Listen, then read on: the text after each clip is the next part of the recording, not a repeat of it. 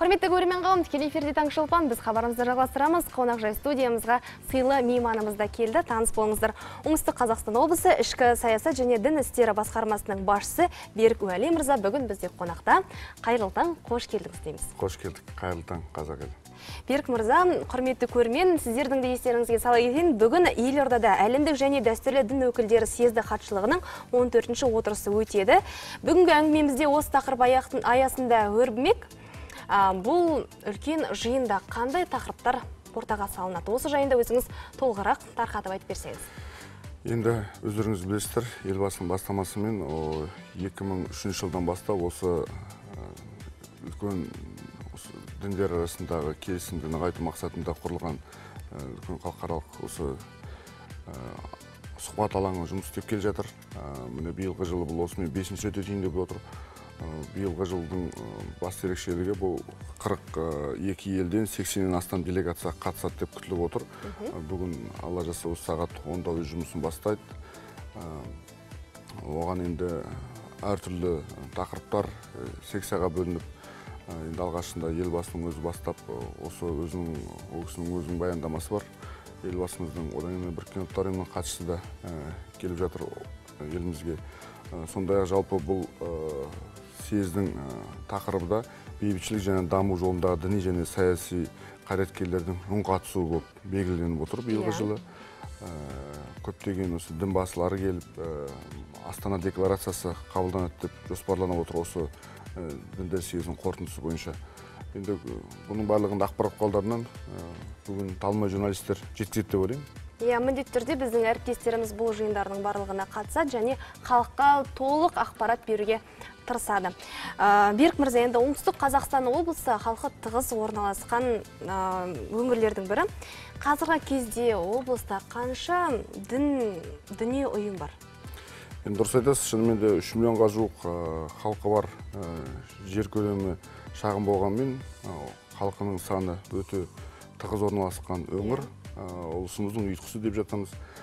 Қазіргі таңда облыс көлемінде 11 діни конфессияға енетін 59 жергілікті діни бірлестіктермен 788 филиалдар жұмыс істеп жатыр. Ал тек қана осы Қазақстан мұсылмандар діни басқармасына қарасты біздің облысымызда 785 мешіт жұмыс істейді. Бұл да біздің осы облысымыздың енді облыстар арасында ең көп мешіт орналасқан осы оңтүстік Қазақстан облысы. 785. Мысалы, кейбір облыстардың жалпы облыс көлеміндегі мешіттердің саны 30-ға да жетпейді мысалға. Осыны аңғаруға болады, қаншалықты жамағаттың көп екені, қаншалықты осы дін саласындағы мәселенің өзектілігі, және қазақтың осы мұсылманшылығы осыны аңғарылса керек деп ойлаймын.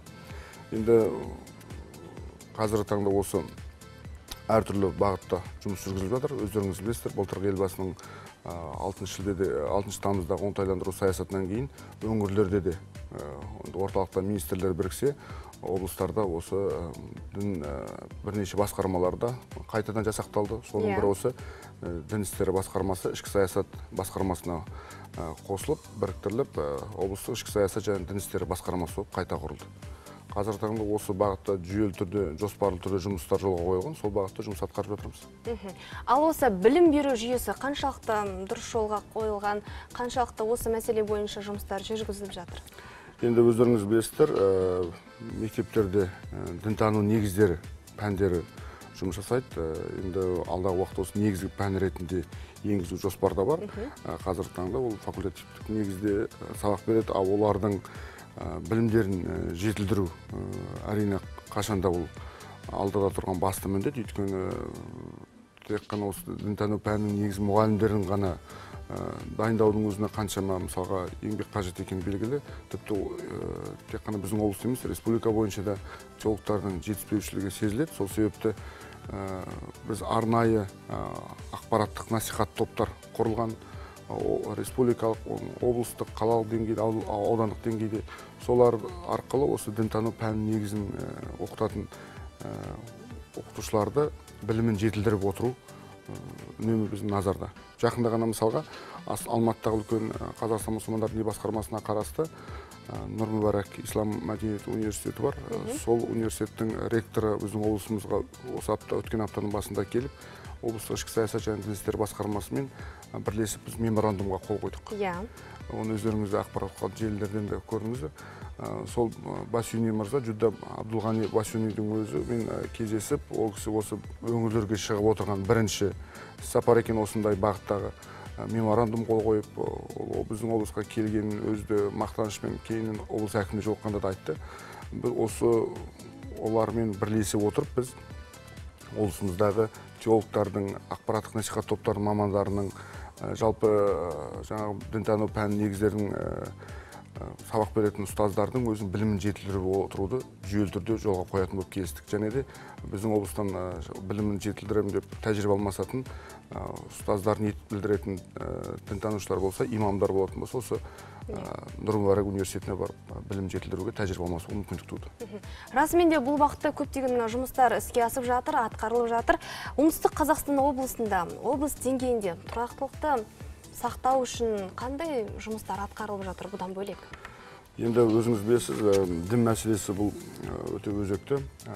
Бұл жалпы қашандан сақтықты қажет ететін. Әрине, сол себепте түрлі енді бір жағынан ұтатынымыз қазіргі таңда осы ішкі саясат пен дін істері басқармасының біріктірілуі нәтижесінде мысалы ішкі саясаттың ақпарат құралдарымен жұмыс жасауға тікелей мүмкіндігі болғандықтан осы дін саласына қатысты мысалы көптеген материалдар, газеттер беттерінде енді ол насихат жұмыстармен жүргізілетіні белгілі. Түрлі кездесулер, ұйымдастырылулар.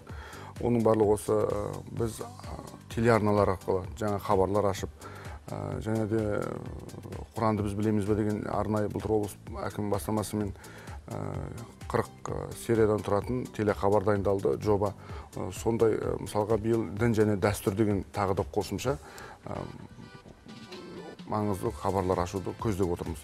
Бұның барлығы осы халықтың осы бағытта дін саласына қатысты үгіт насихат жұмыстарын арттыруға көп септігін тигізіп жатыр. Және де басқа ағымға алып кетпес үшін оның алдын алу, қазір өзіңіз білесіздер, ақпарат заманы, әлеуметтік желілердегі мысалы бұрын кітаптар тарату, ол әрине кітаптар тарату, әдістемелік құралдар тарату, ол қосымша жүре береді, бірақ десек те мына әлеуметтік желідегі біздің осы теологтарымыздың әлеуметтік бізде бастамалар орталығы бар, осындай жұмыс жасайтын, солардың арнайы сайттарын ашып, әртүрлі әлеуметтік желілерде парақшаларын ашып, жұмыстарын насихаттап жатырмыз. Өйткені оған біз көзіміз жетіп отыр, мониторинг барысында сол нәтижелі жұмыс осы әлеуметтік желі арқылы көзге көрініп тұр.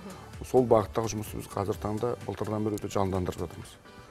Көптеген сұрақтар келіп түседі. Мысалға сайтқа сұрақтарды күнделікті кездесетін осы дін саласына қатысты көкейінде жүрген сауалдарды қойып, сенің телефондар бар жұмыс жасайды, сол арқылы әртүрлі пікір алмасулар жүріп жатыр. Расымен де көптеген жұмыстар қолға алынып, орындалып жатыр. Алдағы уақытта қойылған жоспарлар қаншама. Оның барлығы сәтімен жүзеге ассын деп тілейміз.